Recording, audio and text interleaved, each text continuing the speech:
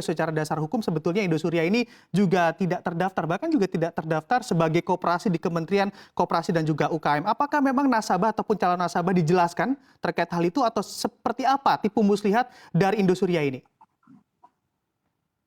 Saya nggak jelas kalau saya nggak tahu apakah betul statement seperti itu yang dikatakan oleh Pak Mahfud. Juga saya dengar mengatakan keterangan yang seperti Pak Bram sampaikan. Tetapi pada perjalanannya saya mewakili bersama-sama dengan teman-teman para korban lainnya yang membentuk aliansi korban, kami sudah mencoba menemui beberapa instansi-instansi yang terkait.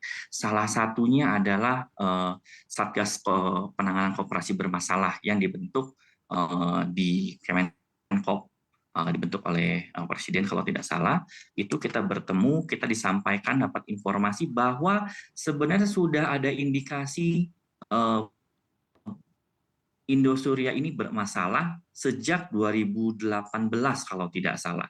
2018 atau 2019 awal tuh sudah ada indikasi bahwa ini agak-agak ngaco nih kayaknya nih. Tetapi sifatnya kalau tidak salah diterangkan bahwa ini sifatnya masih teguran-teguran teguran-teguran apa ya, teguran-teguran yang tertulis umum biasa, belum sampai ke tahap pemberian hukuman, pembekuan dan seterusnya. Itu 2018, 2019 sudah ada indikasi. Artinya kalau memang ini tidak terdaftar, apakah mungkin Kemenkop mendapatkan data semacam itu? Kalau betul ada data seperti itu, harusnya dari awal sudah dihentikan dong, sehingga korban tidak berjatuhan lebih banyak lagi. Karena kurun waktu 2019 sampai 2020 awal itu, mereka gencar sekali loh merekrut para nasabah-nasabah baru. Oke, baik. Berarti memang sebelumnya juga sudah mencari informasi terlebih dahulu begitu ya para nasabah ini. Dan andai kita amati progresnya di mana untuk founder dari Indosuria, Henry Surya ini juga divonis bebas beberapa waktu lalu karena memang tidak terkena hukuman pidana tapi memang ranahnya perdata. Nah, untuk mengawal yang mana juga saat ini langsung juga dikawal oleh Menteri Koordinator kita, Mahfud MD, ini Anda melihatnya para korban ini langkahnya nanti ke depannya akan seperti apa? Seperti apa koordinasinya dengan pemerintah? Ya, kami akan terus mengawal proses karena ini babaknya sudah menjelang akhir adalah proses kasasi. Kami akan mengawal terus proses ini bersama-sama dengan teman-teman korban aliansi lainnya, juga baik yang tergabung di aliansi maupun yang tidak. Kami akan bersama-sama mengawal proses ini. Kasasi semoga Bapak Presiden, Pak Jokowi, lalu Pak Mahfud MD juga dapat memperhatikan, memberikan kami semua permintaan dari teman-teman adalah tolong berikan kami hakim agung yang baik, yang memiliki nurani, yang kami percaya bahwa keadilan itu masih ada buat kami, para korban. Bahwa hukum di Indonesia itu masih bisa kami percaya. Kalau kasus Indosuria ini tidak selesai dengan sesuai keadilan yang baik buat kami, ini akan jadi contoh untuk koperasi-koperasi lainnya yang akan melaksanakan modus yang sama. Dan hal ini juga sudah terjadi di koperasi-koperasi lain yang sudah bermasalah saat ini.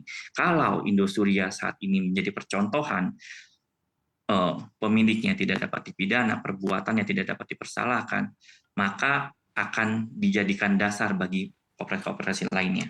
Seperti itu.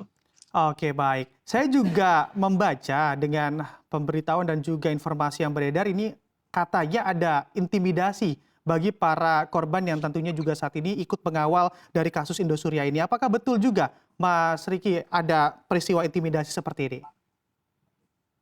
Betul, betul sekali.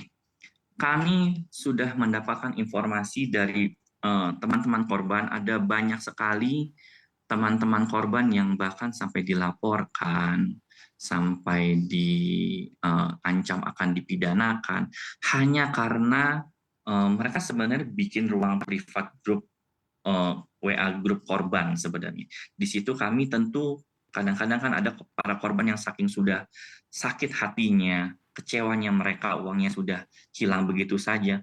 Mereka kadang-kadang ada yang meluapkan dengan mungkin kata-kata yang sedikit kasar seperti itu.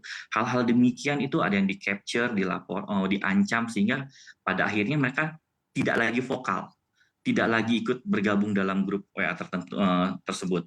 Bahkan ada rekan saya seorang lawyer juga, itu bahkan sampai dilaporkan dan sampai disidangkan.